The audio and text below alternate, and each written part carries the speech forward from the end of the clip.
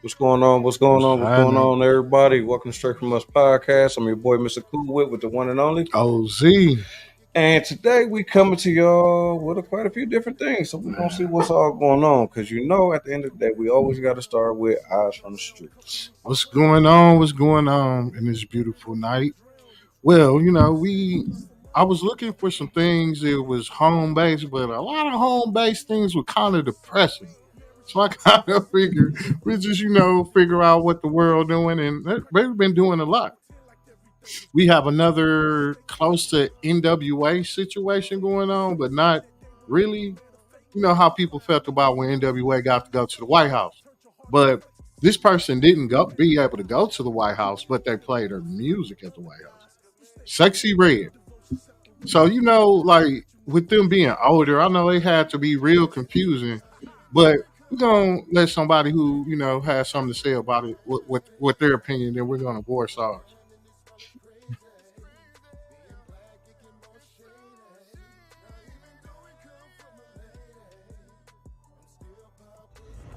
Ladies and gentlemen,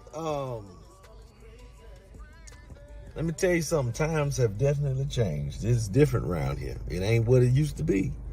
Kamala Harris invited some HBCU students to the White House, and they had a DJ, played Ski by Sexy Red. And the students all the HBCU students just had a good old time. Y'all couldn't have found nothing. Look, did you know what's crazy about this? I mean, I ain't got nothing against Sexy Red, other than the obvious. You know what I mean? She's not exactly a positive role model for young ladies at all. You know what I mean? You talking about you playing, damn it, Kamala, and damn it, them students. What's going on? Sexy Red got lip gloss named gonorrhea and all other kind of sexual things that she's named different lip glosses behind. You know what I'm saying? Just the raw dog queen. And this who you decided to play at the damn White House. Who even told you to have a DJ? What is all this? What is going on? This got to be, it's just worse. Just worse. Like we slid down. So, and don't get me wrong, ratchet music has been around since music, period. I get all of that. But y'all don't see it's a play. They don't see it. I don't know. Do what you want to do. I'm just saying, like, you know what I mean? It's a time and place for everything. That's all I'm saying. If I'm coming to the White House, you understand? It's certain things I'm gonna do around my friends and family. I ain't finna do around y'all. You know what I'm saying? If I'm at a cookout and you play, Uncle Luke or Back That Ass Up, me and my wife getting ready to dance. We finna have a good time. Yes, that's what we go. But if I'm at the White House, I don't want nobody looking at me. We're not here for that. Turn that damn music off. There's a time and place for everything, Kamala. You understand? That's just like church. You remember when you pull into the church parking lot, you turn certain music off. Same thing. We lost. I'm telling you. Lost as hell. Well, we know how he felt about that. Like, But he ain't wrong though. Why the fuck you go to the White House just to show that black folks is ghetto and ratchet and something to be proud of? It's a time and a place.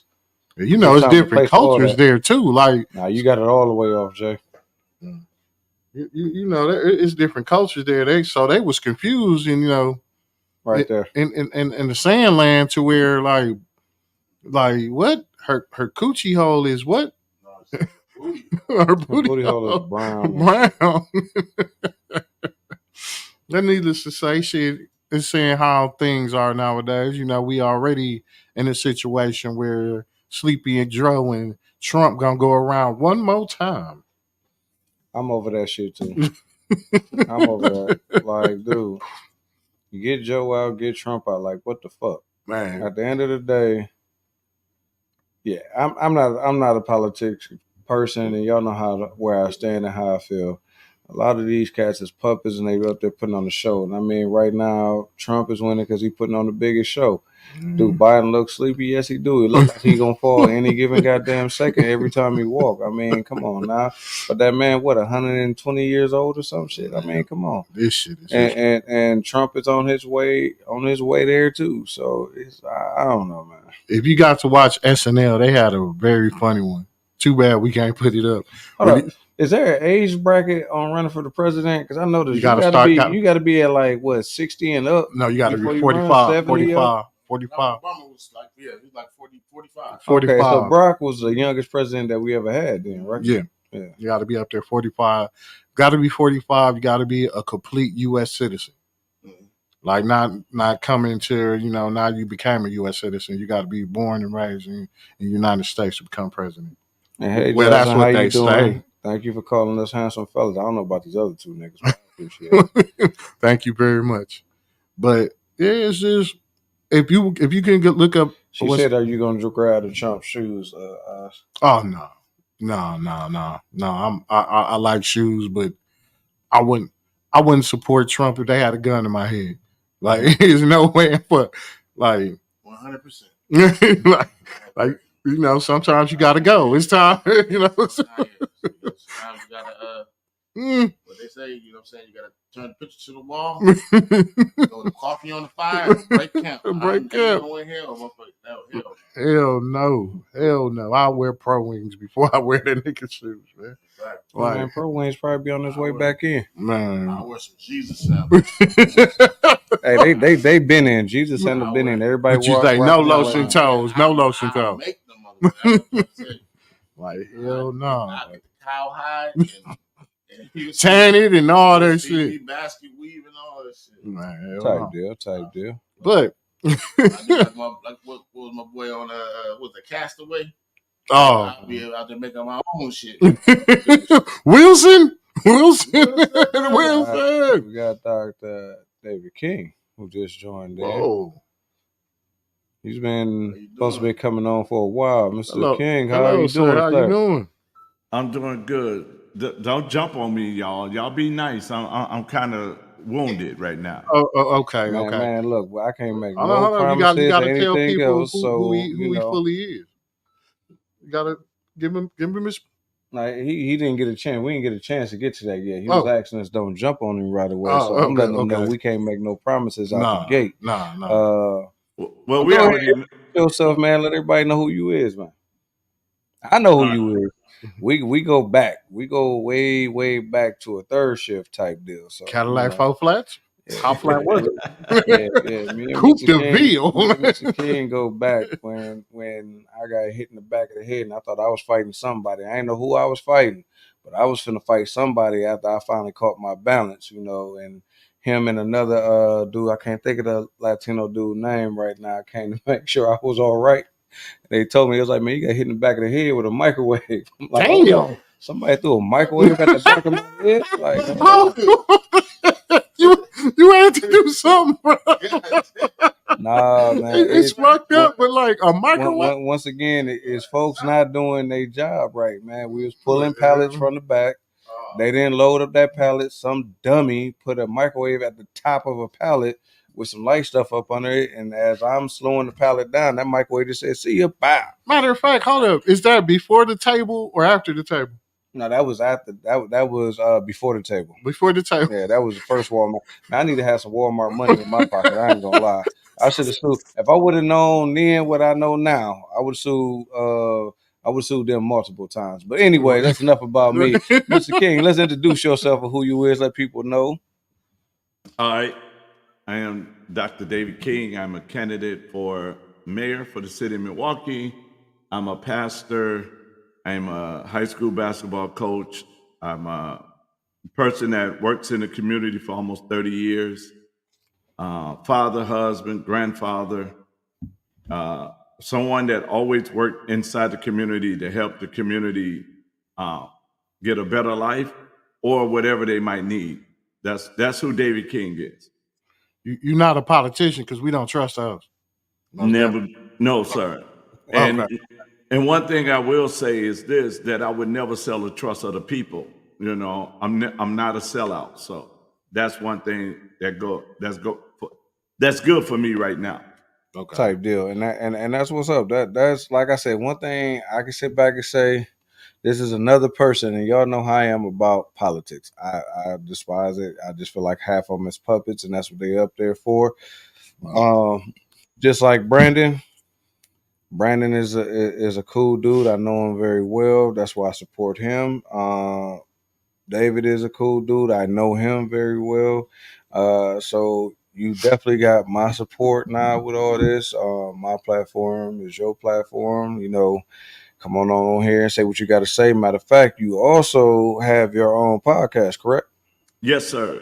I have the main podcast is called Kingdom Citizens of Wisconsin. And what we do is teach people their constitutional rights on that one. And then we have Vested in Milwaukee that comes under that one, where we talk about issues of the city of Milwaukee. And then we have Think About It Tuesday, when I share things and just to have the people think about what's really going on. And then also Saturday morning legislative meeting, where we have our church service goes on through the podcast as well. Because a lot of people say they know their rights and really don't. You know, only thing majority of black people know is the right to remain silent, but you know, it's more than that. Right, and a lot of them don't, especially those that are dealing with violent crimes. The families don't know that according to the Wisconsin Constitution, a DA cannot offer a plea deal unless the family accepts it first. Okay. No, I didn't know that. Yep. I didn't know that. That's helpful. Hey, Rita, what's happening? I see our sisters are enjoying in tonight too. What's up, brothers? Thank you for not bringing God to the podcast platform tonight. We appreciate you. But David, y'all always gotta be haters. The only person I know with a breast cut God shirt. You know what I'm saying? And we'll focus the camera down on that it. shows nothing but cleavage. Like, okay. Saying God. You know what? They ain't seeing because God. y'all my brothers, I love y'all. Okay. But I can't stand y'all. We love you too. But we just know God ain't up in them there mountains right there. You know, you might be fooling some people. But David, the question we know the Lord ain't about down yonder. David, how long do we have you? Because we still gonna go through, and we got some nice questions for you too. Well, you got me until you tell me to get off y'all podcast. Okay. So basically, what he trying to say is he got to get through with his darn segment. Yes, so we got to go back to Eyes to the Streets with all this goofy stuff that we see. How are y'all doing? All this stuff that we see on social media. But hey, go ahead with it. All right. This is when I seen this, I automatically, man, it reminded me of Jay all day long. We're gonna talk about how Disney really felt about black people. Well, we already know how that is. But I don't know if you guys know this, but Disney hated black people in the 90s, right? They made movies about like white, Arab, Asian, Native American characters, but as soon as it came to Africans, they were like, nope, talking animals. I know, I was like, there's no way kids are gonna make to real people. Make them lions. But have the main character grow up without a father.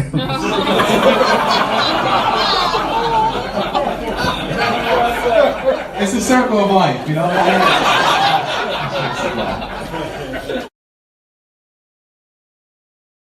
Funny, but so true.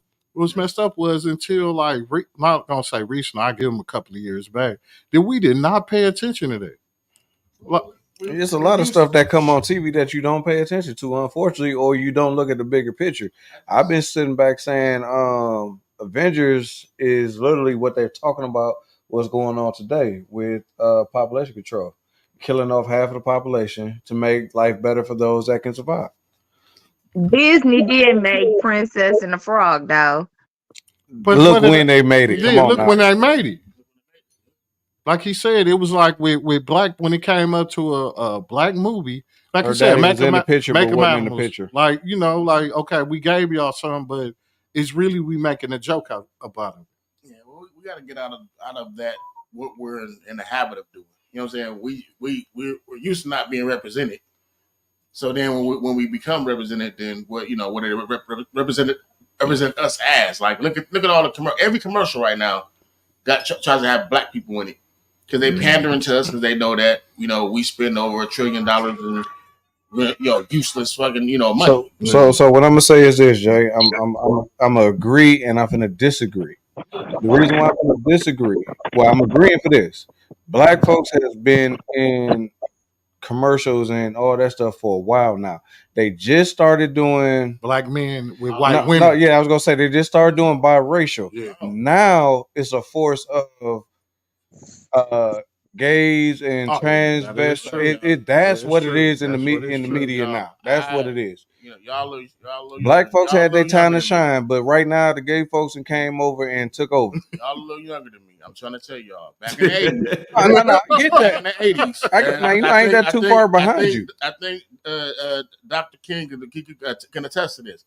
We weren't represented on TV back in the 80s. No, we wasn't. So what happened was Cosby in Show. the 90s, they started putting us a little something. They started putting us in McDonald's commercials and shit like that. Oh, such just got a job. Yeah. You know what I'm saying? That was it. But if you really go back and I guess when we're talking about going back, if you really go back and pay attention to what they was doing, you had Good Times, the family that was in the ghetto, in the projects, right? Yep. Then you had the Jeffersons where they started a business and they started to move up. Then you got the Cosby, right? You had two working parents and they were sending their kids to an all-black college. Yep. And then they took that from us and gave us Love and Hip Hop. Yep. Yeah. Big facts. Big facts. Even though they put us on, or not, let me not say they, because we all know that was, Dr. Cosby. But even though they gave us a little something, you know what I'm saying? It's still, they always have a chance to yank our chain and pull us back in. And we still wasn't on the commercials. But what did they do? So we had that. We had a different world. We had all. We feeling like we're moving up, but yet there's still the advertisement was towards what? White people. Right. Well, we slip more liquor commercials. Hold up. They took over. Billy D promoted the fuck out of that. Girl, they took over Living Single and turned it to Friends. Yeah. That's right. Yeah. They turned it to Friends, and Friends stayed on for a while. There's a lot of black shows that they took, or you always had the shows where it was the white family that was doing well off that adopted a black kid. You had Webster, you had Different Strokes. You know what I'm saying? So on and so forth. Even in Facts of Life, even in Facts of Life, they had Tootie. You remember not Tootie, but they had Red Fox was our black. What was his name on Sesame Street? Oscar the Grouch. He stayed in the whole goddamn. In the whole, yeah. They've always tried to give us a little bone so that we can shut the fuck up. But that's because we're so used to being on the menu, right? We on their menu. Whatever they do something to like sprinkle some crumbs to us so we can be happy. And then they use the ones that's supposed to be our leaders or supposed to be the ones we're supposed to look up to, but you never really see their wives unless they're white. So they pushing that right now, but they would never really show you real strong black families, husbands and wives that's really doing something in their community, right? You rarely see it, and if you do see it, it's like you shock. It's like, wait a minute, what? We don't see it. Yeah. Like we can't forget what the different world was pretty decent. Yeah. What was it? Yeah, Jay brought up Different World already. That was all black colleges, all the blacks was going there. A whole black night. I think it was like Thursday night. Yeah, the WB. It was a different world. It was New York Soul Undercover, I think Train. it was. No, it was Family Matters. We ain't gonna get to Soul Family- Train. No, Family Matters on the whole that was on Channel 12. Well, Yeah. Okay. I'm sorry. In California, it was Channel 12. But Oh, no, I think you it is out here too. You weren't putting no ABC. black station on Channel 12 in Milwaukee, Wisconsin. No. No, but you know, which one's ABC? I don't know. We had Channel ABC is 18. 12. It was ABC. Family Matters was on that. Remember they had Yeah. it was called Must See TV or some Yeah. shit like that. Yep, You know. But yeah, Family Matters was on that. But I'm talking about on NBC, it was Cosby Show, Different World, and I think it was like New York Undercover. It was something. Yeah. It was a show. It was a whole black night. Yeah. Yeah. And they seen the strength in that, and that's to me, that's the reason why they pander to us so much, because you know what I'm saying, once again, Dr. King, you can probably back me up on this, but they called it what's it called, water cooler talk. Yeah. And every time we turned around, motherfuckers the very next morning was talking about those black shows. Yeah. So it pissed them off. You know what I'm saying? You know, I heard a man say this. He said, what RuPaul was trying to push in the black community failed, and they turned around and used Tyler Perry to push RuPaul's agenda to the black community. Yep. Yeah. That's a pastor The went in on that thing, big yeah, time. the dress And he thing. brought drag queen to the church, and the church ate it up and made him a billionaire. Yeah. And so they always figure a way. Now, it's been always their agenda, but they had to get somebody that looked like us to push their agenda so we can accept it. Yeah. Yeah, they had to fly him under the radar too. Yeah, Oh, because yeah. when I seen the first time I seen RuPaul in an Old Navy commercial, I was like, oh yeah. They really You know something was up. They had to give him his go. You had to slide him something because he knew that y'all hijacked his movement. So now I got to give you something. So now That's why they gave RuPaul Drag Race. Yeah, you got a whole TV show. He in Old Navy commercials, all that stuff, because we got to make sure we compensate you for what you did. Thank you for allowing us to be able to do all this. But I mean, to me, you know, even with that, even what dude was saying about the Disney thing, to me, it's all about just giving us something, a little something, sprinkling something in our hands, some dust, in order for us to shut the hell up. Man, when it's all said and done, if you look at the whole bigger picture, and you know, I'm not the first one in the Bible or anything else like that, but everything is Sodom and Gomorrah. You know what I'm saying? It's always been sexual. It's always been the sexualness is. It didn't matter if you was with a man or a woman or whatever you was, but it was sexual. However it was, as long as it was some type of sexual intercourse or something going on, that's what it was about. That's why they got all the sexual innuendos hidden through all the Disney movies. At the end of the day, everything is some type of brainwashing thing to you, but you don't see it until it's too late or somebody pointed out after a while. You already the effects is there. That's what they saying about these phones. That's why when AT&T went down, people was going. You would think people was on crack. They scratching and itching. Man, I got so many on Facebook went down. Hey man, is your Facebook down? What's going on? My Facebook is down. I don't give a goddamn if Facebook is down. I don't care if the phones is down. At the end of the day, I'm like Denzel, man. Social media was like one of the worst things that can happen. It help everybody get put on fast, yeah. But you so subjective and there's so much issues out here now, strictly based off of social media. You know what I'm saying? Like if you had a fight with somebody, you had a fight with somebody. That was it. Everybody in the world didn't know. But now everybody in the world knows, so now you got to go kill this dude because he embarrassed you. Well, that's the thing. Is everybody meant to be put in power? No. So to me, no. So what we were talking about earlier. What we say about absolute power? What is it? It corrupts absolutely. You know, I'm a firm believer in that, and I can't stand people that got power position that feel like they're the shit and they really ain't. Like if you take that power position from you ain't nothing. And you know how I feel about that. I spoke on that on the last podcast because that's how I feel about my son's principal. And I'm only saying my son's principal because my other son still go to that school. That's how I feel about her. I feel like she abuses her power. She's not doing what a real principal is supposed to do. You don't push a kid out of school that's a high honor roll student because that makes your school look good. As a principal, you want all the best students sitting in class, because that's why y'all stress attendance every damn day. Y'all need to have every kid in attendance, because the attendance is what makes your funding look better. The grades make your funding be better because your school look like it's one of the best But schools. but like y'all saying, it leads you up to like when I then did some nice amount of time. It really do. Schools and the penitentiary are so much the same, and you really won't know until you go to where it's like it make you think like, God damn, they was preparing me for this shit already. Well, think about the sacrifice. So if they because I always stressed that I think the movement is to keep us controlled and shut us down as much as possible. So her trophy was I was able to possibly clip the wings of a future doctor, a future lawyer, a future, you know what I'm saying? Yeah. That's what they like doing. That's the reason why you got people like Tamir Rice dying, Mike Brown dying. You know what I'm saying? We got to be able to do some type of public lynching to be able to shut it down. Mhm. Let's get these educated men out of here. Well, her being in that power, that's just like management. You got to show that you can. In management, they want us to show that we can fire somebody.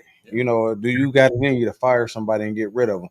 And her thing is, do she have power to? Do you have the mindset to get rid of kids no matter what? You know, she had a personal I done talked to numerous of people. She had a personal vendetta against my son, so she abused her power to get him up out that school. Which at the end of the day, you saying he can come back next year, but you abuse your power to get him out this year because you didn't got the funding for him already. Well, What's your thoughts and opinion, Dave? Well, I'm a big fighter for children and them getting their education, and and sometimes those kind of schools need to be checked. I mean, because just like MPS is not doing our kids right. They need to be checked, and the only way you can check them is in the pocketbook. Exactly. So when that day comes where they got to get counted, we hold the kids out of school. Mm-hmm. Because if they're not counted, then that's gone. But I can't stand people who when it comes to our kids, you're thinking that you're going to control their life, whether they be smart or dumb. That's the problem. That's the problem I have. You don't have the right to tell a child or to stop a child from learning. And so when you start attacking them, then that's when I start to attack you, because it's not right. It's not right for any child. And some of them, they could lose their job if a boycott happens, or if it's bringing too much attention to save the school. They'll be like, you know what? We're going to use her as an example. She got to go because we don't want to lose the reputation of our school. I agree. I agree. I think one reason why white people, they're able to keep their power is because of the fact that if you look at it, a lot of times what they do is they make sure that their women have enough time to be able to do things like that, to be able to boycott schools or create what is called parent teachers conferences, or what is it called, the parents association, and all that stuff, so they could be able to keep their power, right? Yeah. Our thing is that our women are working 2-3 jobs, the men are working. You see what I'm saying? To keep us. Yeah, we're busy. We're too busy to step on their toes like that. And like I said, when it came down to me, and I felt like she knew we wasn't that ignorant black family. Like, they mama didn't go in on her. I didn't go in on her, as she felt like she was gonna get choked up in that office, man. She wouldn't have put my head, gave that ultimatum. She already knew already, because it wasn't no conversation had. It was like, let's step in my office so we can have a conversation. We get in that office. Oh, well, you got to pull your son, or I'm gonna spell him, and it's gonna go on his record. You don't want this on his record. So you just threatened me and gave me an ultimatum. Now my hood 15th Street came out in my mind. I'm like, bitch, you threatening my son, but that's that parent in you too. Like, you threatening my son. So it's like, I want to do something to you. Like, every day I go to that school, I'm looking at her like, because she just got this little smug little look, and it's like, She know what she did. Man. She know what she did. No, ain't nobody say nothing. That's that crap. All right. Well, let's get to this so we can throw some questions at the doctor. Oh yeah, we most definitely. We was waiting for you. He's not done with Eyes from the Street, so he got to get another thing out. Oh, this is when everybody in our age frame is going to most definitely enjoy. I'm saying too. Oh, no telling. He sends us thousands of these things, so there ain't no telling what's going to show up. David Chappelle said the top 5 rappers are Dylan. I'm well experienced. I never said that. Now again, we could talk about the joke all day, but this is We Are Flatbush. That's a fact. And I gave you my history. That's a fact. So let's talk for real. When they did that, again, now, all the people that he made fun of, he made the quote, or when comedians do these jokes, they say something that you said, and then they bust it and put it in their own way. They remix it. But this is something that I didn't say at all. So I have no control over this. You said I'm top 5 rappers. You said I spit hot fire. And I'm over here as a kid saying, what are they talking about? Not only that, but right after, anytime I send my music to DJs, they say, oh, that's the nigga that David Chappelle made fun of. Nah, I'm good on that. Not only that, but every promoter says, nah, we're not booking him. So now I have a newborn, and the fridge is empty. In 2005, I'm empty. No one is calling me. Everyone is laughing. This is legend now. I'm legend now. Now I'm legend. I'm fucked up for what you just did. And you're not answering the phone. No one is answering the phone. So everybody say, oh, you're busting out, man. You've gone through, man. You make it. How? When at that time, no one picking up their phone. Not a one label. And at that time, you had to sign to a record label, not one label. And I know all of them. So I'm calling them direct. And they're like, I can't help you. That joke, gone by. That joke took over. That joke burned your career. The joke actually burned it at that time. Look, man, I apologize. Listen, I can't listen to a grown-ass man cry about something that he did. Look, man, you went on national television and acted a goddamn fool. The man made fun of you acting a fool, but he fucked up your career. Get the fuck out of here. Because you can't blame Dylan. My thing is this: he didn't say nothing about him choking Wyclef Jean. Like he didn't talk about that to me. He said, "You said I'm top 5 rapper. You said so." He trying to make a point out of this. He's trying to let it be known that you said I spit high fire because to me I spit high fire. You said I'm the best rapper because to you probably think I'm the best rapper because I spit high fire. He was mad that Dave Chappelle made him into a Man, parody. hold up. Look in between the lines what he's saying. The way you acted on that show, you acted a fucking donkey. Then you disrespected the man on the show he put you on by saying, I wanted to work with Wyclef Jean more than I wanted to work with Puff. Come on, man. Like you did this. You went on national television.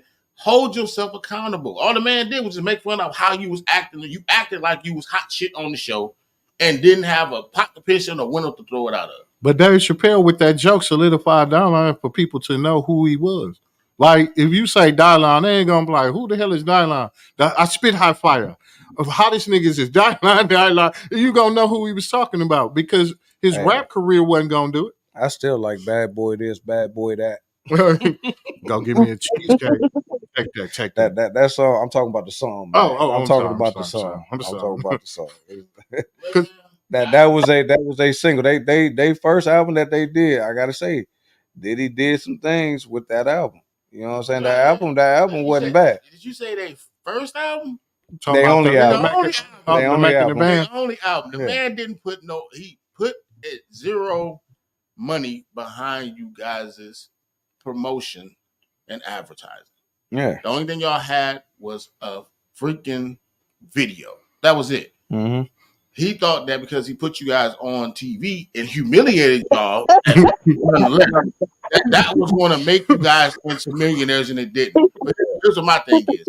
You went on there, everybody else ate shit and liked it. You went on the motherfucker acting like you wasn't a part of the group. Yeah. And then Dave Chappelle really posterized your ass. Now you mad at him. Nobody's answering the phone. Who the fuck want to answer the phone for you? The way you acted. Come on, man. Hey, I think Sarah fell victim to P. Diddy too. I think the only person that was gonna come out of that was I think Sarah. I think something came out about Sarah. I think quite a few of them fell victim. Yeah, I think Sarah. I think probably the other what's the little dude Freddie, the one that was from what's the name?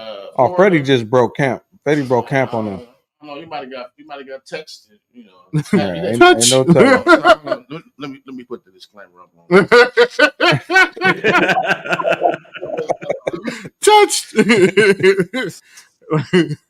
I would say, take that. He really meant it. No, sure. They actually had more than one song. I had the whole CD.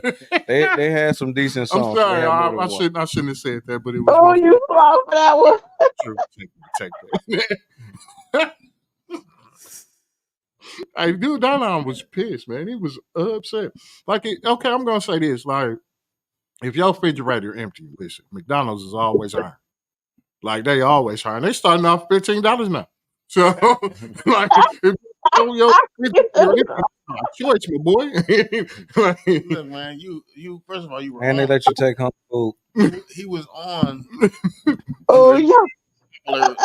Most popular reality TV shows at that time, right? Yeah. Mm-hmm. Everybody else had turned their 15 minutes of fame, even if there was the bad guy. Mm-hmm. Omarosa, it's a few of them. Chopper was like he was one. Omarosa, what you mean, Omarosa? You talking about Babs Bunny, and then you got Chopper. I'm talking about on other reality TV shows. When I said Omarosa was on that Trump reality TV show. I forgot what it's called. Yeah. You're fired, or you're fired. In the day, she on every villain show that there is off of just that one role. You know what I'm saying? Mm-hmm. So you could have turned it into something different. Hey, Your problem was you could have did a McDonald's commercial and rap for him and said how hot these fries was because I was writing commercials. Oh, I'm sorry. Type shit. But you are right, sir.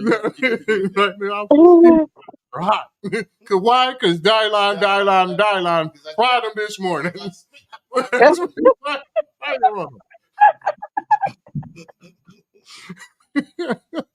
I see. Listen, you know what but you know the man was a. I'm sorry, man.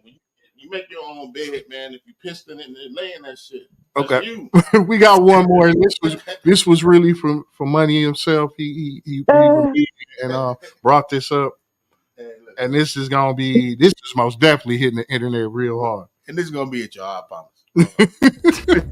Ladies and gentlemen, once again, Shannon Sharp is going viral for these pictures. Y'all been saying things about him, you know what I mean? And you know, of course, it doesn't matter whether it's true or not, you know what I mean? It just matters what it looked like. And right now, Shannon, you're not helping. You're not helping with the things that people are saying about you. The imagery is not helping. You know what I'm saying? I got nothing but love and respect for Shannon Sharp. I am so happy for his success. But Shannon, you do look mighty spicy in these photos right here. They look very, very, very spicy. It's all right. Okay, it just is what it is. You know what I'm saying? Sometimes people just catch you in the wrong pose. You know what I mean? Getting out the car. You know what I mean? I know you's a man. You all man, Shannon Sharp. Ain't nobody denying that. All man, former NFL player. But it does look like you just picked up some Plan B pills. It do look like you enjoying the hell out that child support money. That's the pose you give it. That's the disposition. I don't mean no harm. You know what I'm saying? I don't mean no harm at all. You know, just you got the I drive a Honda Civic pose. You know what I mean?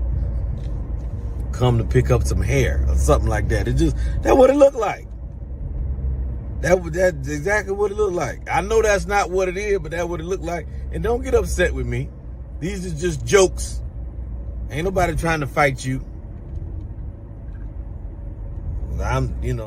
That's why he had to say that. Hold up, that's why he had to say that because hey, he know. Motherfucker, it's just joke. But I don't give no fuck. Hey, if he come fire on me, I don't give no fuck. He said, nigga, you look gay and motherfucker. You had a purse on. Bro. He said what they said with the Bible. You know how they say the Bible say walk by faith and not by sight? Because if you read the Bible, there's a lot of stuff that contradicts it. Like he just said, regardless of what it is, what it looks like, it's what's getting you. Like he said, he could be all man, but what it looked like, he all animal. Like it's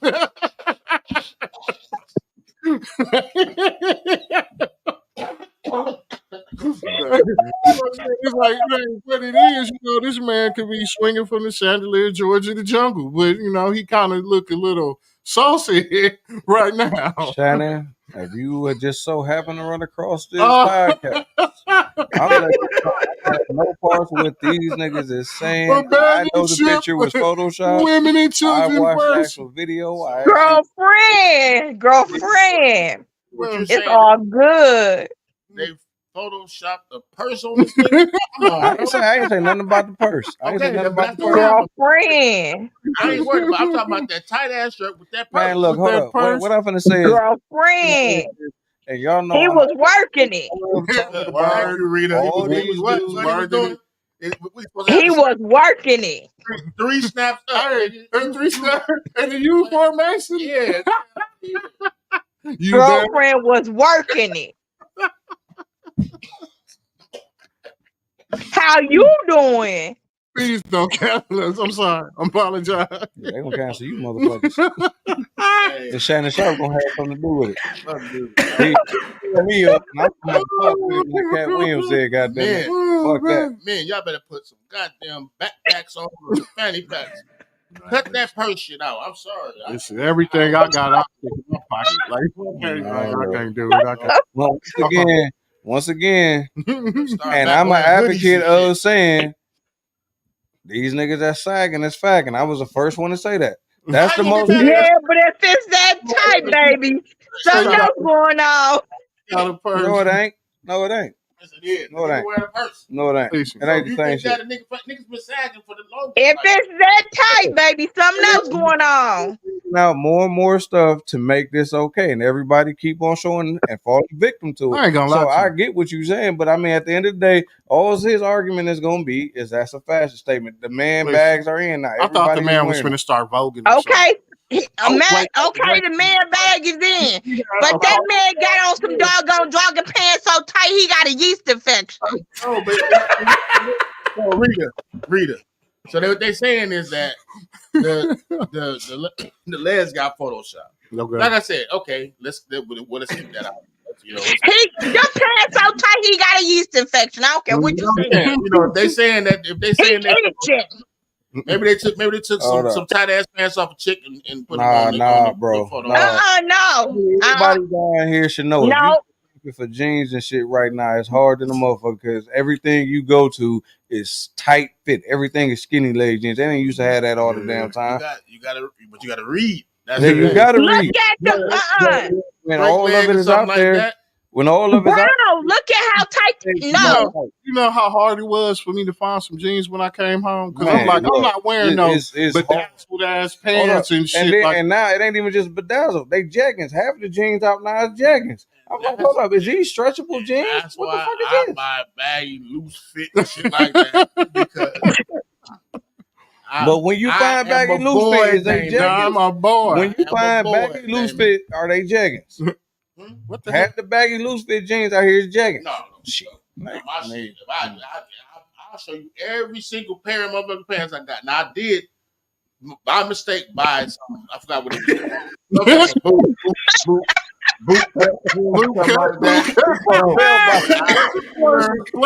I've never worn them jeans. You'll see them motherfuckers. Them motherfuckers probably still got the same from K&G. I don't. Anybody know me? To know I don't wear shit tight. My drawers be loose. Hey, Jay was like Jarrell. When we used to play football. Jarrell was so like we'll slap him on his ass just to piss him off so he can run everybody over. That shit ain't cool. But I mean, look. But I'm gonna say it like this: to each his own. If that's your fashion, that's your fashion. I'm just saying it's not my fashion. But see that's my point right there. When I say that's that Hollywood fashion, they pushing down. They want us to look at people like him and everybody else and say, man, this is fashion. You should buy this. That's why I always make the argument like, dude, I'm not a Jordan fan. I'm not certain what's the name that everybody is pushing like, oh, you got to wear this, you got to wear that.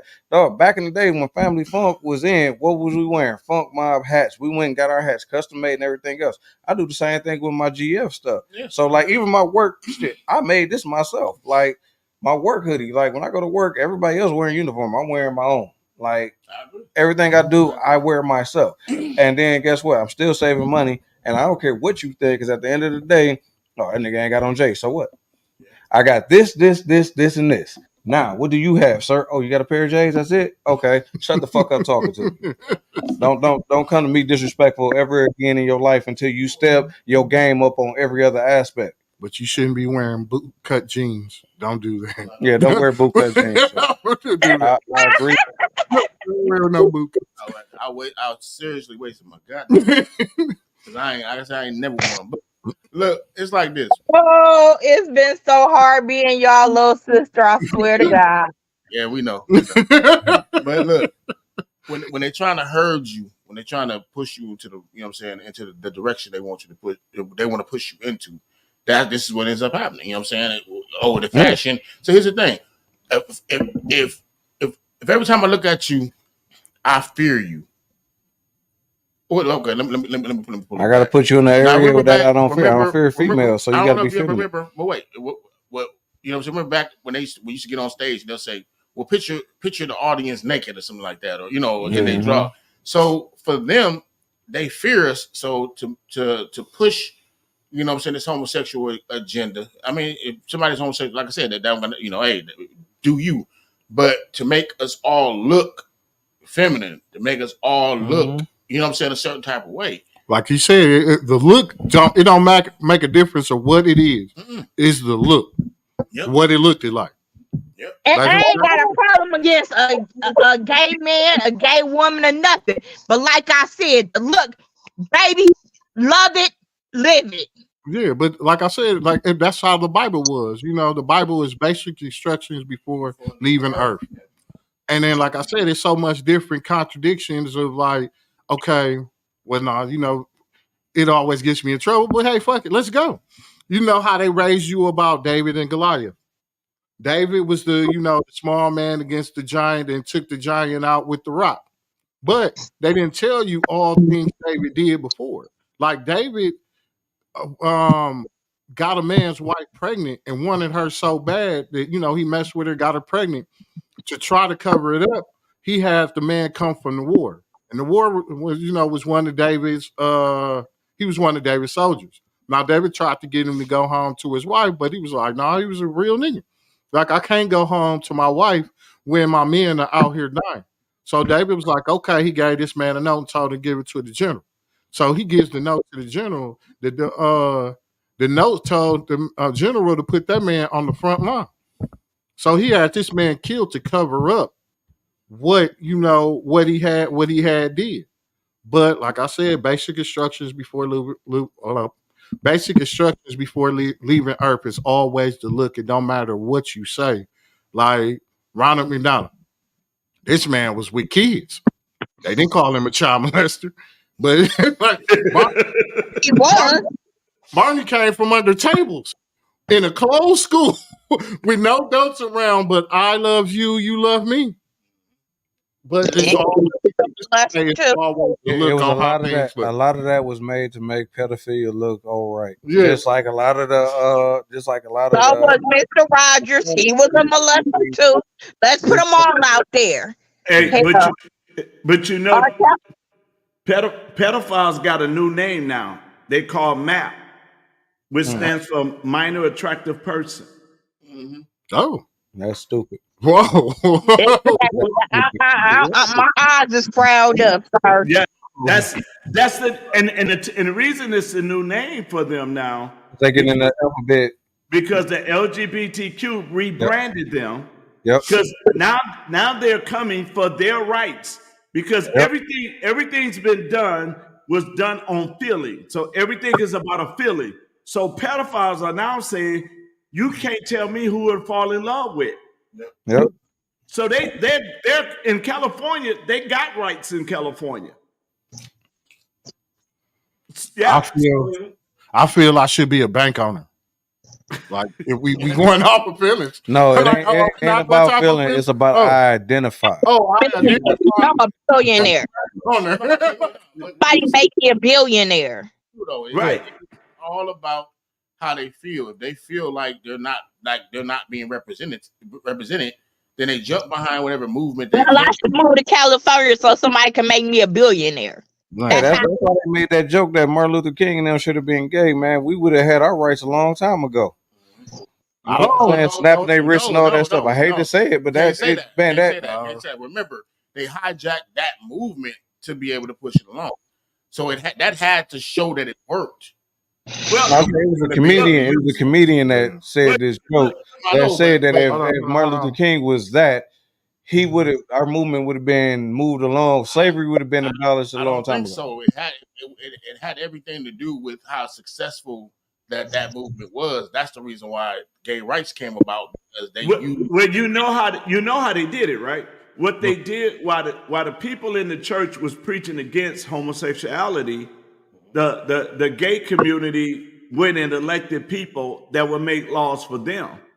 So while they was in the church complaining, they was on the other side electing people and getting people elected that would make laws for them.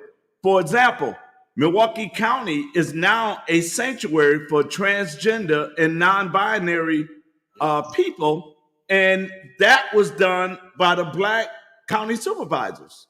Mm-hmm. Shit. Mm-hmm. And honestly, I didn't even know that. Nah, that is, dude. Look anywhere downtown. Look anywhere downtown. Everything, like, we go down there, and colors. I went in Ian's Pizza, North Avenue, and I'm in the bathroom, and I panicked. I'm not gonna lie, I panicked because I go to Ian's Pizza like clockwork. I know where the bathroom is at. We go there every Monday night after we get off the boat cruise. You know what I'm saying? We get that midnight pizza or that late night pizza. I go to the bathroom. Disgusting. Go to the bathroom. 2 white girls up in that bathroom. I'm like, whoa, wait a minute. I'm already in mid because I had to go. So it's like I'm already in mid everything else. And they just are smiling and giggling. Oh, it's okay. No, the fuck it ain't okay. They got y'all ain't gonna come out this Russell name saying, hey, this black man just touched us or just showed us his, like, no. But you know what? He's making something serious into a joke, but that's exactly what it is. That's what would have happened. Think about everything that ever happened to a black man that's been serious, and it's always been at the hands of what? Yeah. You know what I'm saying? When it came down to Rosewood of a white woman. Yeah. When it came down to Black Wall Street, black city, because a woman screamed rape. So when you go down there and when you go on 3rd Street, when you go on Water Street, when you go on Brady Street, when you go on North Ave, all these college areas, all that's college area. You got UW and you got Marquette. These are their party spots that a lot of us is going to nowadays. All of them have all gender bathrooms. It was something else before it became all gender. Now it says all gender. So when you go down there, it got all gender with a urinal, all gender without a urinal. So I'm guessing this is men's because they got a urinal, or is whoever want to go to the bathroom at that time, you can squat in the urinal if you want to. But what makes it not cool is, once again, these are party areas. Yeah. So everybody down there is full. Some of them is over full. You know what I'm saying? And when you walking into what you assume to be the bathroom that you're supposed to go to, but then you see other sex people up in there, and it's like, what the hell is going on? You know what I'm saying? Like, It's called a trap. it's definitely a trap. This was Oz from the streets. Because Now, it's real quick where they can yell, "Oh, he touched me improperly."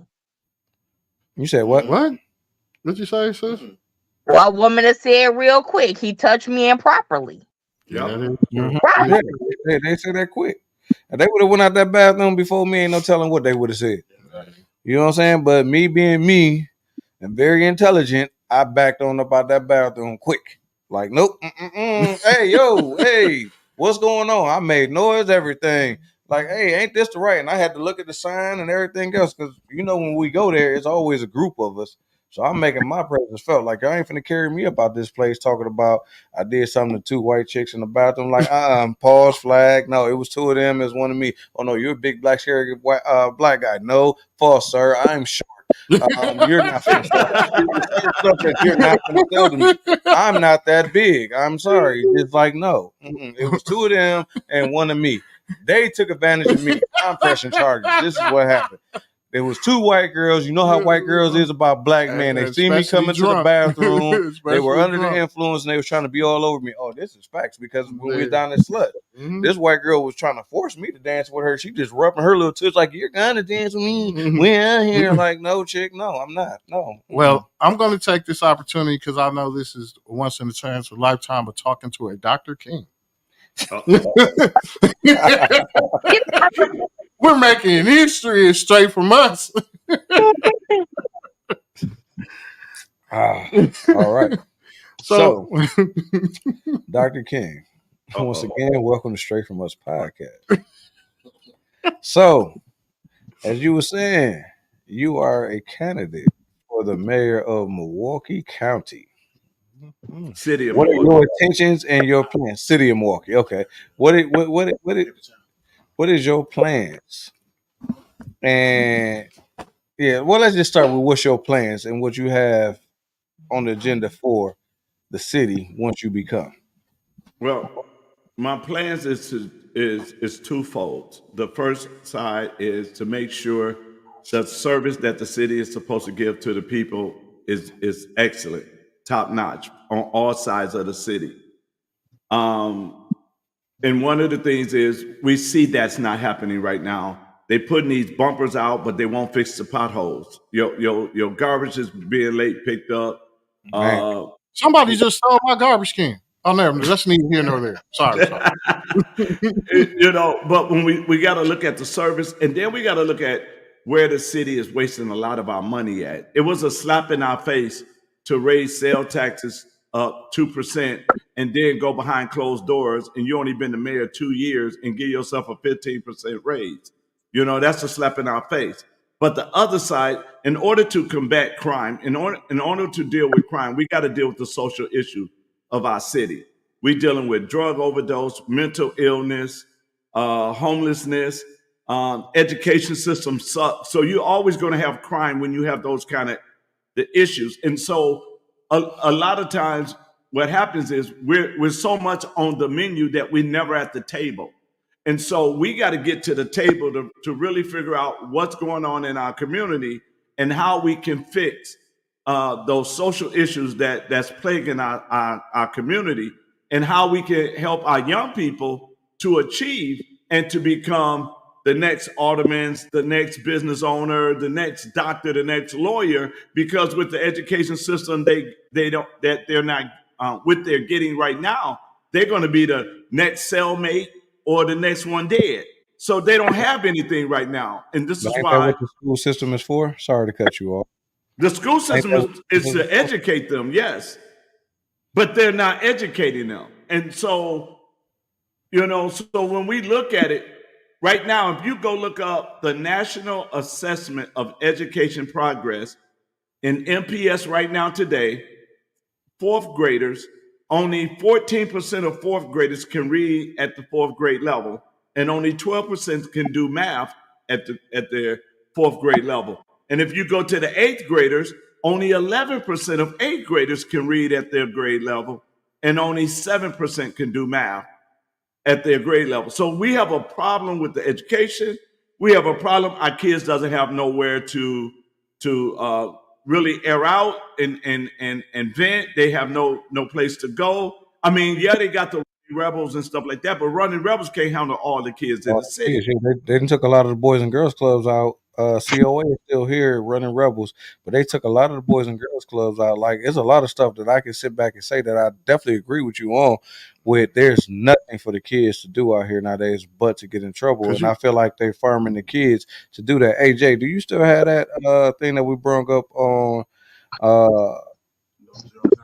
Yeah, zero tolerance. Hey, we're gonna show you something, Dave, and let us know what you think about that. So the one thing when it comes down to the schools that I noticed, since I've been going through the situation with my son, and once again, thank you for helping me out. I appreciate everything. But I don't know if anybody ever noticed all the elementary schools, all of the middle schools are that was up here in the inner city has turned to charter type schools. None of them is really under MPS no more. And some of the high schools are charter schools too. They're not MPS. I don't know if anybody ever noticed all that. The first one up, remember when they did that to North Division?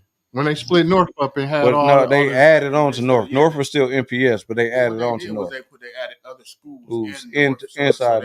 But if you look at what they did, was the city pretty much unloaded a lot of their expenses by doing that, because the charter schools basically it funds, even though we still help fund it, but it funds itself.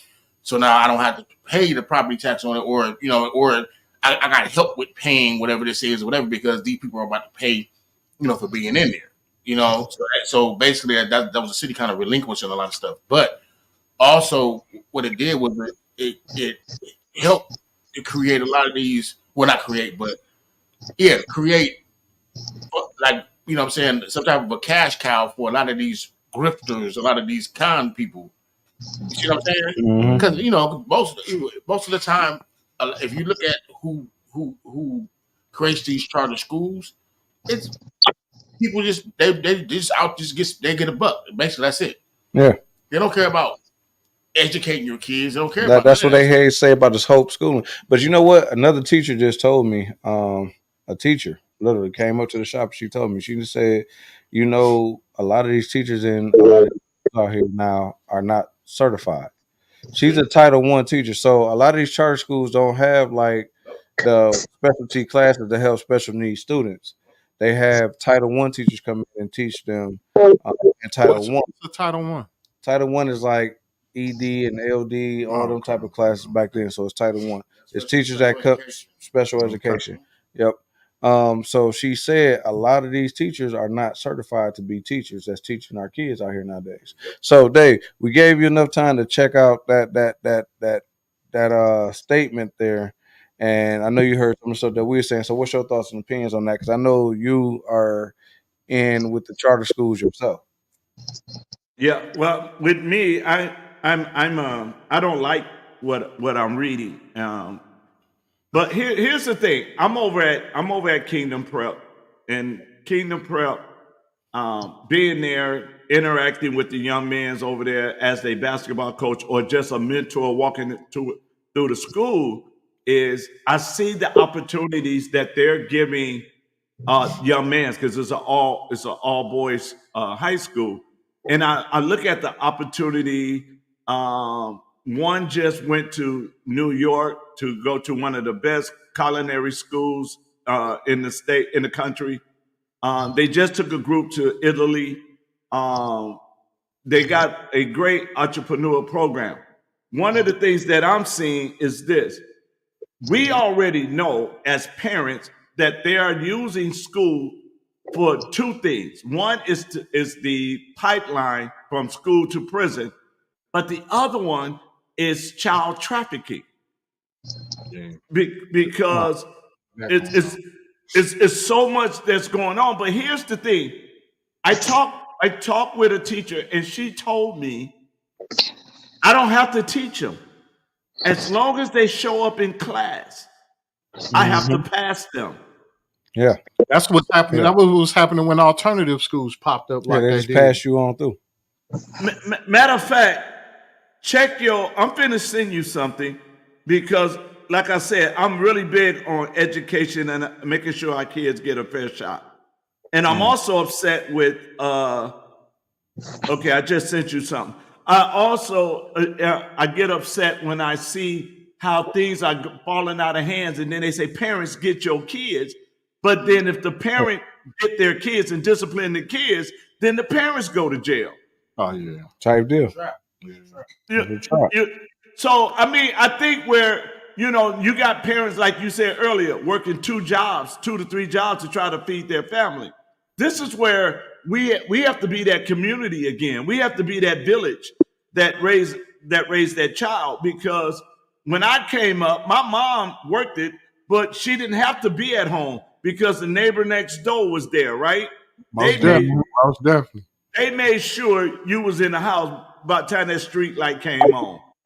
That's facts. And I was raised on 13 the Burline. That's how I was. Like if I did the food, you didn't think when my mom pulled up, they walked right up to her car. It was like, oh, he was doing the fool. I slapped him.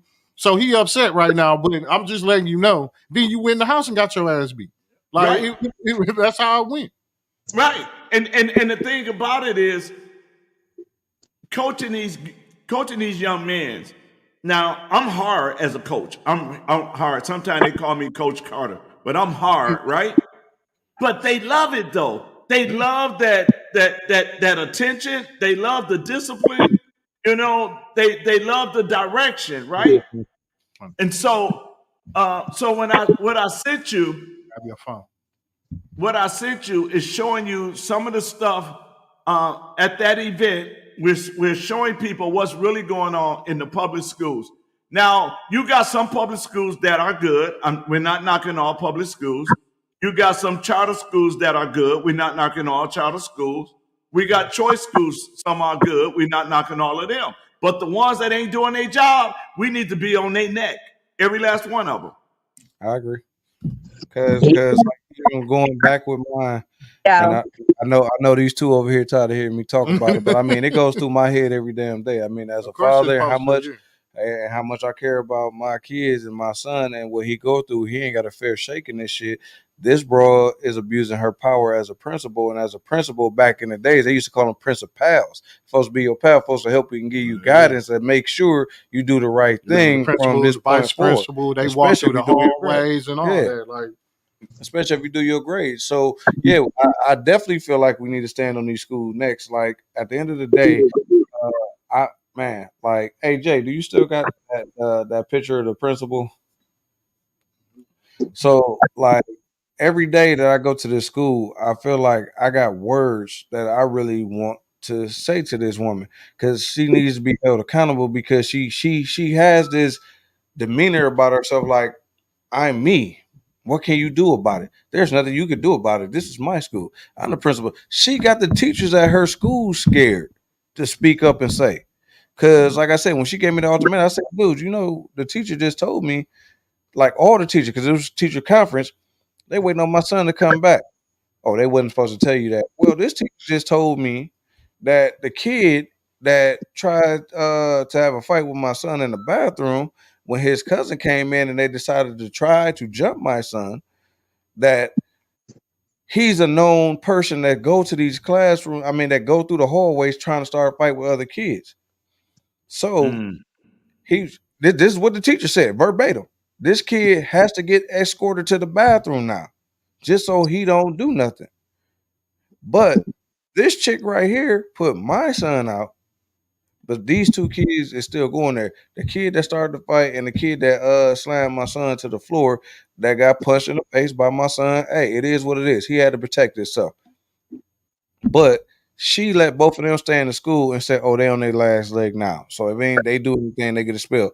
And I didn't heard how much stuff they done did since then. And these kids are not out of school. But my son has been out of school for a whole freaking month because of this chick right here that called herself principal. But this is what they do. They bring all these white people down to our community that think that they're going to do good and they want to show up. That she look like one of the women that's going to try to adopt a black kid just to say, hey, I adopted one. It's like saying, hey, I got a black friend. I do. You know I what got I'm a saying? couple of black And at the friends. end of the day, for anybody to ever think, oh, he's racist. No, I'm not. If you know anything about me, man, my grandmother white. White. You know, I've been up in Stevens Point I a love nice when I chunk of see my her. time. You know what I'm saying? My grandmama is one of the most down to earth people. My auntie, oh, let her come on. She would tell you about yourself. Yeah, At the end of most the day, my definitely. auntie Maureen, man, that's her. Now, the whitest person in my family, at the end of the day, I probably get some slack on this, but it is what it is. It's my auntie Colleen. She's the only one that's like what you would consider the white person. But I mean, hey, at the end of the day, it is what it is. Everybody got that one person in their family. But at the end of the day, at the motherfucking kettle is black, I'm gonna call it what it is. I'm straight across the board at the end of the day. This broad right here definitely does not need to be a principal in the black community because she made a statement also. To me, we always saying this building the kids up to go to the prison system. She's saying stuff that the cops say, oh, I fear for my life. So that's why I killed you. Oh, I feared that your son was going to slap me or something in school. So I need to get him out of my school. You don't fear nothing. Bitch, you try to come to the school like you the coolest principal ever. You rock the J1s and everything else, trying to act like you all down to earth and you cool and everything. But at the end of the day, I done seen a bunch of your other pictures. You're not from down here. You're not from around here. You know what I'm saying? You can tell by the So way I walk. I yeah, ain't from around we can here. tell everything about her. You can see the little smile on her face right there in the picture right there when she at school. The fake smile. This is what she give you. Like I said, at the end of the day, I don't know if we need to go to the news, whatever. I mean, once again, podcast, anybody that's following, if you can download this picture, put it out there. That name right there, it takes you right to her Facebook page also. Put it out there. Let it know how you feel about her being in the black community, pushing black kids out that's successful, but keeping the black kids that ain't successful in. That's not a good thing. I'm against that when it comes down to these Lutheran schools. Now, Lutherans is more like the liberals of the church. And they feel like, hold up, if you say that you're not wrong and I told you you're wrong now. You're more wrong, you know, and that's just how they feel and that's how they conduct themselves, which ain't cool. Um, yeah, it's a lot that I can really say about Uh, that. But Dave, we got to get back to you, yeah, man, because and stuff like that. I most definitely want to. Famous. I'm gonna give him his title, Dr. King. I thought I'd never be able to say that. I feel like I'm making history. I really, really do. But the question that I have: are you prepared to take what comes with being mayor of Milwaukee? Like it's gonna be it's a hard job. I know it's not. It can't be easy. It most definitely can't. So, are you mentally really prepared to step into the arena that you're stepping into? Oh yes. I mean, Are you ready to rumble? I I grew Gotta up in a house. I grew up in a house with 6 boys, and you know you have to be able to handle the heat if you grew up in a house with them king boys. And so when I'm out on a mission, and my mission is to make sure that every community has what they need, and making sure that those that want to open a business have fair opportunity like anybody else. I want to make sure that we do reduce crime by helping those that's out here, and the sad part about it is this: most people want to pour money into the city because it's hurting, but nothing get done. Because if nothing gets done, they still have a job. But if you start solving a lot of our problems that we have, then they lose their job because we don't need them anymore. So this is why they don't deal with the drug overdose. This is why they don't deal with the mental illness. This is why they don't deal with the homelessness. This is why they're not making sure that we have everything we need in our community, right? When you look at, for example, they just show what Century. They just went over there by West Lawn. They just put Century over there, You just put it Yeah. over there. It's right. Yeah. and they were selling rotten food. Yep. Mm-hmm. Yep.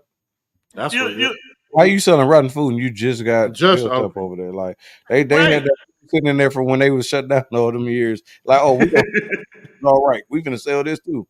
So we need people. we need leadership in the city of Milwaukee that care about people.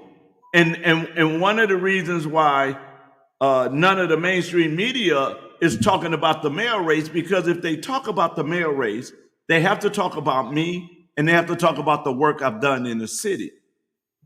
And they don't want to do those kind of interviews because my work in the city outweighs all the work he's done as an alderman, as a president of common council, and as a mayor. You want to know what's funny about what you saying that? It was like when he became mayor, honestly, I ain't even gonna lie to you. I didn't even know who the hell he was until he was mayor. I didn't either. I was trying to figure all that Like, out I didn't know who this man was. It was like he mayor of Milwaukee. Oh, okay. Well, Like, I seen when he was running, but I didn't know where he came from. Like, I didn't know he was alderman or whatnot. Well, what district was he alderman over? District 2, I believe. That's over there by Washington Park, right? Yeah. More homelessness. Huh? Are you ready for more homelessness? Because they're constantly raising the rent. Yes, and that's something I just dealt with a lady. I just dealt with a lady today. She said within a year and a half, her rent went up. They raised it 3 times, and this time they raising it up 2%, $200 more. And I had to get her a lawyer because all the mold that was in that house. Yeah, the cost of living went up. Now, I know some of these jobs was given a cost of living raise and was supposed to be given another raise. But like even with my job, we got the cost of living raise, but we didn't get that raise that we were supposed to. Was it supposed to be 15%? I believe so. I think it was that, or I think it was a 15%. It's another inner city attack. Because you remember how when they wanted the inner city so they can get closer back downtown, it was trying to push they wanted everybody. the east side. They wanted the east side. They wanted to Not push the inner everybody city, they out. wanted the east side. They pushed everybody out to the meadows. They pushed everybody from down off of like Houghton and all that stuff that had them apartments and all them buildings down there. They pushed them out to the meadows. They pushed Lapham Park and them out to the meadows. They didn't. They try to push Hillside out somewhere. I don't know. I think they're still under wrap, still doing something with Hillside over there. But they want to push Hillside all out the meadows now, telling people like, "Hey, you're getting a better lifestyle. You're out in the Brown Deer area. You can't get no better than that." And it ain't nothing out there no more. The whole thing is they didn't have alleys and gangways for people to run through that they used to have down here in the inner city. They took all that away, and then you're closer to the shopping mall. There's restaurants and everything out there. Northridge gone. Best Buy gone. Toys R Us gone. It ain't even a Walgreens out there no more. Pick and Save gone. Yeah, the Walgreens gone. Burger King burnt down. You know, everything is leaving from out there, but they push them all out there. But now some of the black people had some sense. They got out the meadows because now they putting all the Mexicans in the meadows. I'm thinking they taking something from the south side because there's a lot of Mexicans out in the meadows and different areas around this area. Mung's always been over here. But right now it's Mexicans and all them out there. Mr. King, can you tell us what your main agenda is? Say that again. Well, could you tell us what your main agenda will be? My main agenda? Yeah.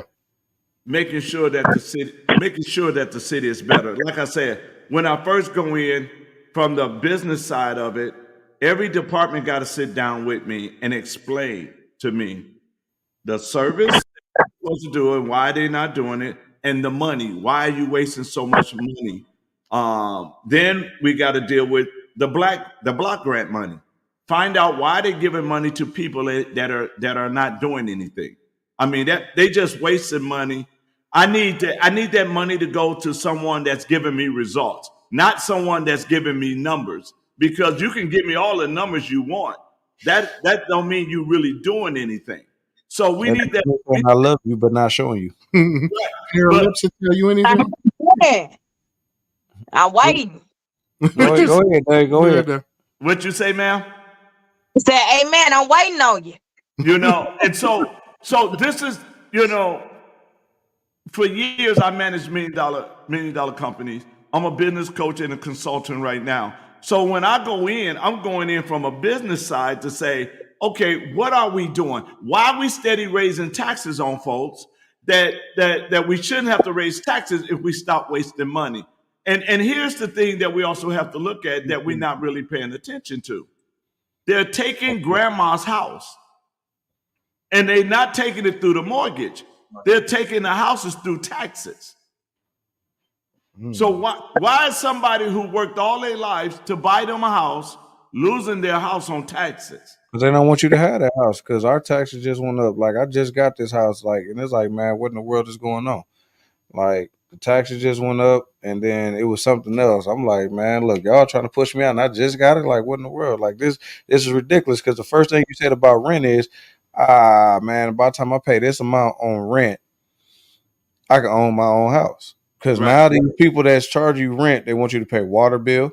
Yep. They want you to pay all that stuff. So if that's the case, if I'm finna pay you $1,100 to stay in your house, and I got to pay water bill, I got to pay my heat, my electric, and stuff. Why not own my own house and pay less? And you know, that's something that we have to look at too. Why you own the house? Why are you making me pay you rent and your water bill? Mm-hmm. Yep, I'm paying $1,000 plus a water bill that's $400 a month. And you ain't supposed to pay a water bill because, like, all these landlords is doing that. Because I used to stay on Mill Road, so it was a little apartment type deal over the downstairs house, and it was only one water thing there. So if it's only one water thing there, you can't decipher if the upstairs using the most water or if the downstairs using the most water. So you're not supposed to pay the water bill. They was trying to make me pay the water bill, and it was like a family down there living like Mexicans. They was black folks, but it was a mother up in there with an adult daughter with her boyfriend. They used to come over. Her other adult daughter got put out of her house or something happened. A raccoon fell through. It was something. But now her kids and her man is staying there. And his auntie came over. She was there with her kids. At the end of the day, it was a shit ton of people down in this house using an abundance of water. But you thought I was going to give y'all $400 for water? No, you got me messed up. I never paid that water bill. And then I finally moved and left. It's like y'all ain't finna take me to court nothing because I'm not giving y'all nothing because y'all ain't supposed to be charging me water in the first place. Yeah. And you also have to understand. You also have to understand and realize we don't really know how bad the city is until we get in on the inside, because we only know what they're saying to us. So we don't know how bad the mismanagement of taxpayer money there is. We don't know how bad the fraud is going on with the block grant money. Remember, they got all that money for COVID. We don't even know where that money went. So it's a lot of things that when you go in and take over, that you got to look at it and be like, man, I did not realize it was that bad. And so when we're talking about fixing things, we got to go in and do a serious audit on everything that's going on so we'll know exactly what we got to deal with, because we really don't know.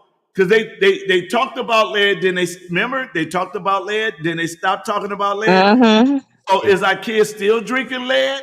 You know, I mean, those are some things that we really got to take a look at. We can't just say, I'm gonna snap my finger. No, we got to go in, we got to find out how they mismanaging, why the service is not good, which side of the city. We already know downtown is taken care of, but what side of the other city are not getting the support that they need?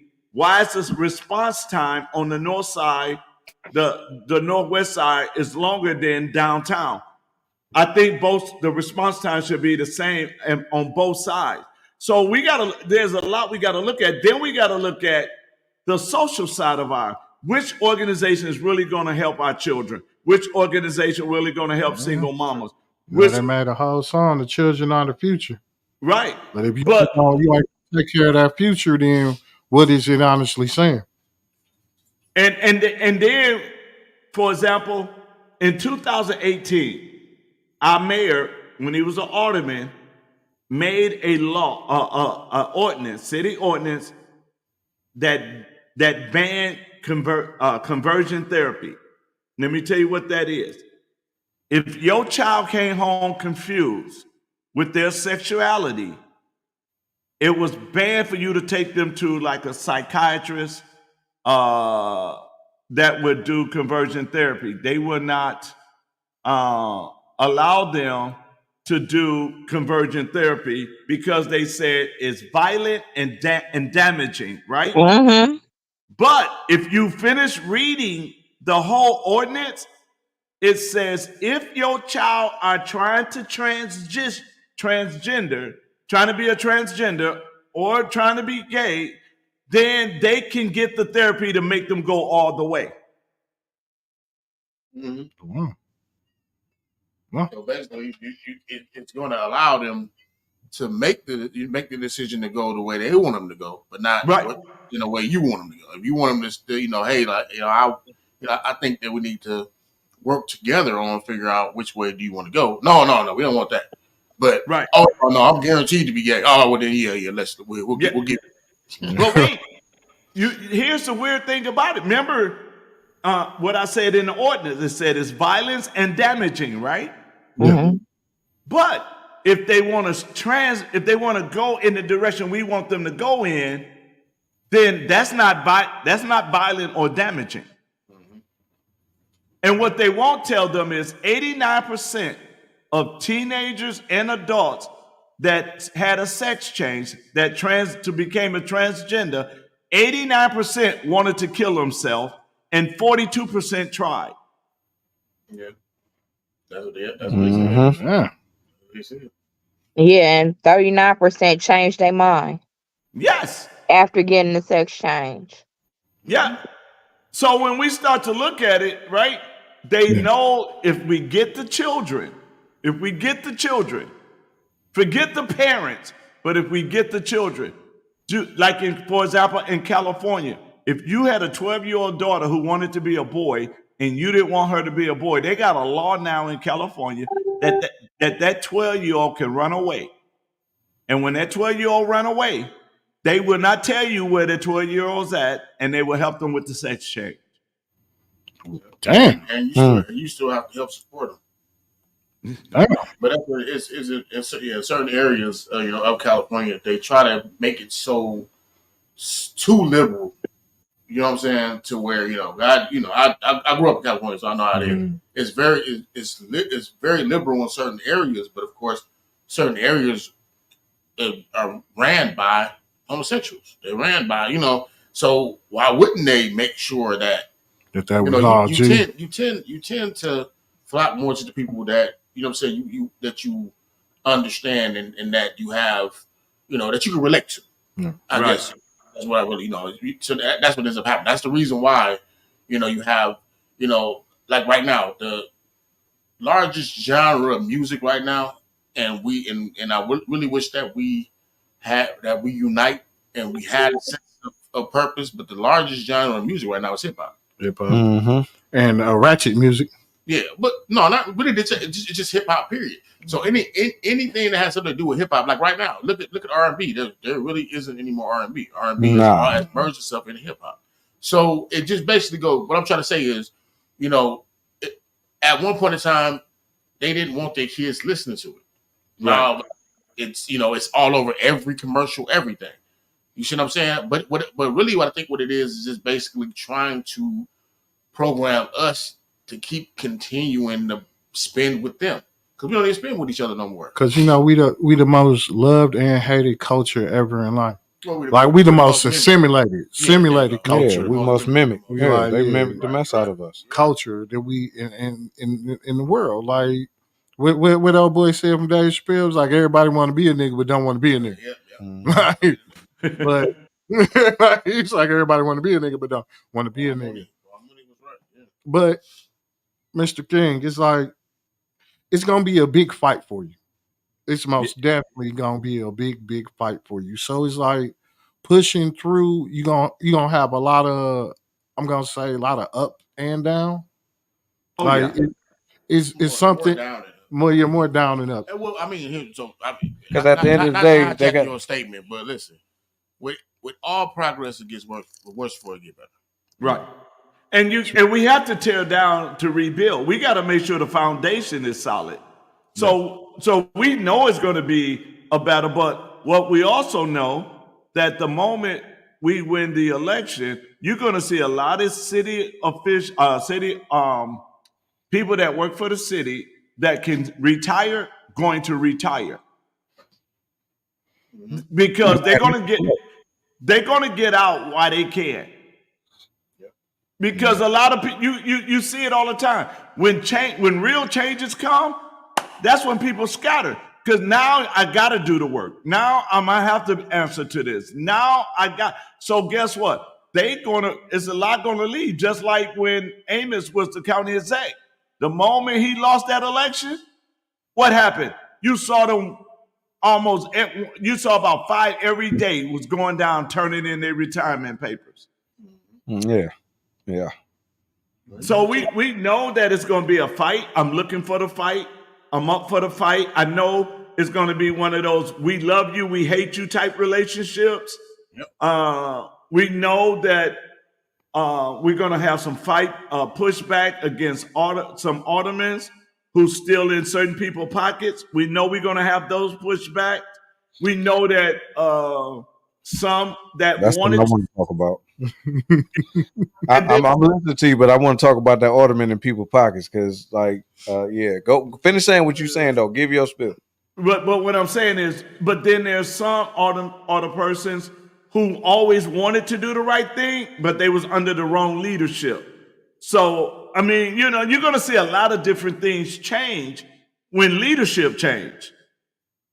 And I mean, that's in everything, right? That's in every. You go to sports, you get a new head coach, some stuff change, right? Some folks don't want to change. What they holler, trade me. They ready to go because they so used to having it their way.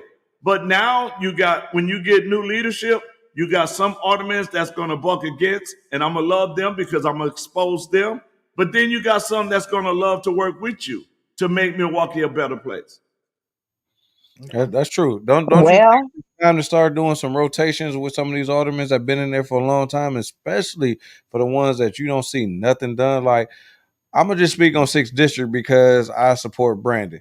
And I think 6th District been time for a change because it's a lot of stuff that happened in 6th District that like, come on. You can see anybody that goes in that area, 3rd and King Drive, like King Drive, I hate to say it, King Drive is the worst street in just about every city you go to, but like we can change ours. Ours is up for a change because that's going towards that downtown area. So you should want that to be great. You know what I'm saying? But you can see no change happen over there in a long time.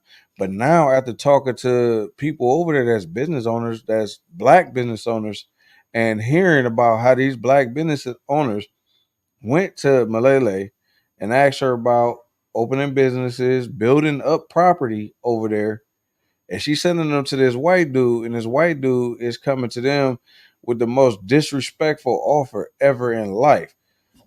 I need 51% of your company. Okay, what are you bringing to the table? Oh, I'm bringing me, my name. My name alone holds power and rank, which meaning I'm paying for this building and everything, but you had the majority vote. So you can vote me out of my own building after I didn't pay for it and got it built up and everything. And this is what Malele tell these people, well, at least you got something. Fuck you mean? Fuck you mean? At least I got something. I paid for all this to make this white man more richer. Oh, I forgot. You getting payback. As you was just saying, they're in people's pockets. You getting paid as soon as I get this guy in there with this man's money. This white guy's gonna pay you with this man's money, not his own money. But once this man start paying out that money, this white guy's gonna pay you with this man's money. But this is the way of the black people. We always get them front center Negroes that always helping the white person out to bring every black person down or bring them and teach them, hey, you need to spend money this way. Hey, you need to do this for this person. Hey, you need to shuckle and jive for this person. Like, come on, man. But check this out. But check this out. They train the black community to focus on the president and the governor's race. They never told them how important the local races is. That's why you always get a low turnout in the local race compared in the same year for a presidential race. I'll give you an example. Lena Taylor versus Tom Barrett. 91,000 people voted in that race. Couple of months down the line, the same year, over 250,000 people voted for a president. So what do that tell you when the ones that the race that controls your life deal with your taxes, the potholes, your services, everything with your everyday life, they don't get you to go and participate. Even in our primary this year, 30,000 people voted out of 296,582 registered voters. Only 30,000 voted in the primary. Yep. So they keep us away from the primary so their puppets can stay in office. Yep. Correct. That's what it is. And that's why they get to do what they do for 4 years. Now, if we be honest and we look at what he did as an alderman, president, common council, and a mayor, he hasn't done anything for the community itself that he made an impact, right? Plus, he only been mayor for 2 years and gave himself a 15% raise. What do you think Milwaukee will look like if we gave him 4 years? We ain't gonna look like Well, if you do what you promised, you got my vote. Whoa. Listen, you can hold me accountable to what I tell you, because what I tell people is this: I will never sell your trust. I will never sell trust, because that's the way I was raised. If I'm gonna tell you I'm gonna do something, I'm gonna do it. If I tell you I'm gonna go in there and raise some hell, I'm gonna do it. If I tell you that I'm going to make sure we're at the table and not on the menu, I'm going to do it. But I also have to tell you like this: you got to help me help you by voting me in. Facts. Got you, Dr. King. Yeah, you most definitely, that was the most definitely true, but truest shit ever wrote. Like that's most definitely. Okay. You know, all you got is your balls and your words, and you break them from nobody. That's it. Break them from nobody. Like, and so when we look at our city, nobody paid attention. You remember he said, even in his State of the City speech, that he's going to double our population. How are you going to double a population of a city with high taxes, high crime, and bad education? Why you want to double the population of a city that you ain't even take care of the population that's in the city? Like Exactly. Cities. Speaking of tent city, all the people that's laid out on the streets and stuff like that, because like you said, double the taxes. So our taxes, like we didn't touch on this as far as the Brewer Stadium. This is the second time they talk about this punk ass Brewer Stadium, and this team ain't did nothing for us. But we raising taxes to help do something with this stadium. I'm over them. Like I can care less. Like really. And you need to take that Steelers helmet down too. but Dr. King, We can take that mug down brick by brick. Hold on, wait, before you done touched something now. Now you just touched something dear to me now. I was talking about the Brewer Stadium. I know what you was talking about. But what he said, I gotta address that now. Okay, go ahead, Mr. King. I just told We're you not in Pittsburgh, sir. I told you I was a man of my word, right? Yeah. Mm-hmm. I've been a Steelers fan since 1969. Oh goodness!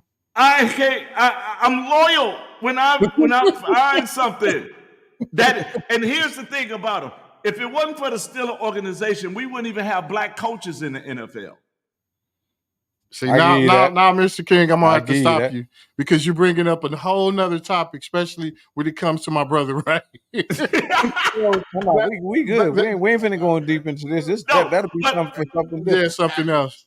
Yeah. Okay, but I'm a He'll be brought back on a different day. I know. He gonna have his Packer gear on that day. This platform to get what he need to get off his chest, so he can get that off his chest. I opened up that door. I'll take it. It is what it is. One thing I like. Okay, I'm gonna leave my Steelers alone, but what I'm saying is, we look at our city, right? Yeah. And our city is not getting better. But we not at all. But we had a mayor who just did a state of a city address and said that our city is doing great, our city is fine The because lies he tell. because of Pfizer Forum moved in downtown. And so again, he showed that he doesn't care about the people in the city of Milwaukee. Ninth District asked them when they was talking about putting the juvenile detention place over in the Ninth District, they said, before y'all make a decision on this, please wait until we get a representative, because they didn't have an order person at the time. What did they do? They voted for it anyway, and he signed it. Again, he showed that they don't care about the people. So my question to the people in Milwaukee, when are we going to wake up? When are we going to realize that these people is not for us? The black community should realize that District 6 is no longer a dominated black district anymore. Nope. Because It they was don't. just a curfew last year because they shot up around the Pfizer Forum. Right.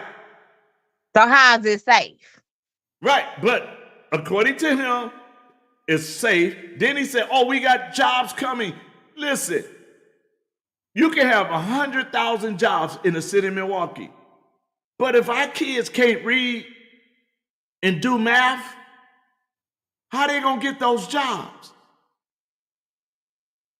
If they can't read and do math, how they going to get those jobs? That is true. That is true. It's very true. But Dr. King, we Yes. love that you showed, and we most definitely gonna want you on here more. But it's time for Str8 from us to wrap it up. Okay. Hey, real quick, because I'm not gonna do my normal asshole opinion tonight. I'm gonna let you go ahead, give us your podcast when you're on. Okay, my podcast is Kingdom Citizen of Wisconsin. I normally do one on Thursday night, but I did not do one tonight. So probably be tomorrow night. We're gonna do one. I don't know if it's gonna be Vested in Milwaukee or the Kingdom Citizen of Wisconsin, where we teach in the Constitution.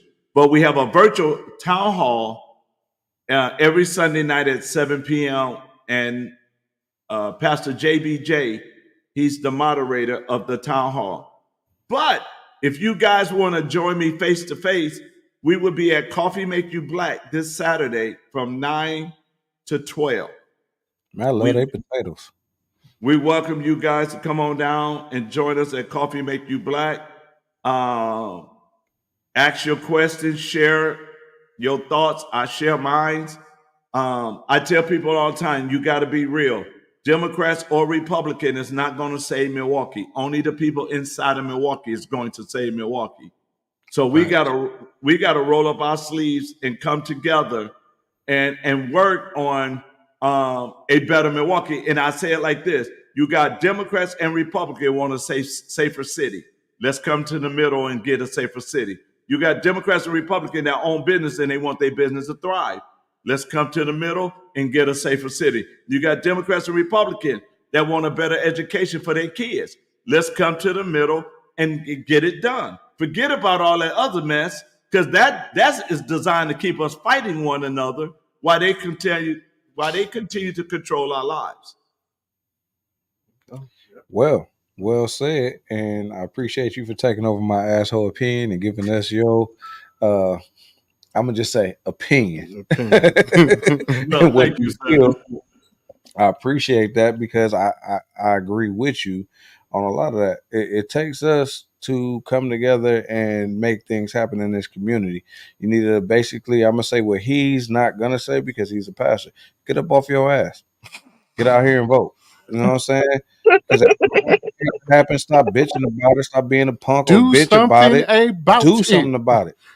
Period, point blank. That's what the fuck we need to do as a black person. Get up off your ass. Stop complaining. Stop watching Basketball Wives and all them acting like them bros, and go vote for something. Yeah. Vote for some change. Amen. You know what I'm saying? Let's make it happen.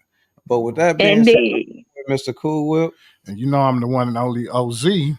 With the one and only J Money behind the scene. We love y'all. And Dr. King, I still feel I'm making history with my sister. Lord have mercy, Str8. Shirt.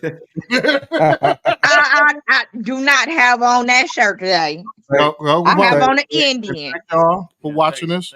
Thank both of y'all for coming out and joining us tonight. We definitely appreciate y'all. Thanks for having me.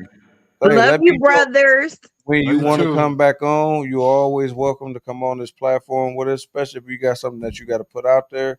We definitely welcome you to come onto this platform. Remember, if you're watching, subscribe, like, and all the other stuff that you got to do. Go vote.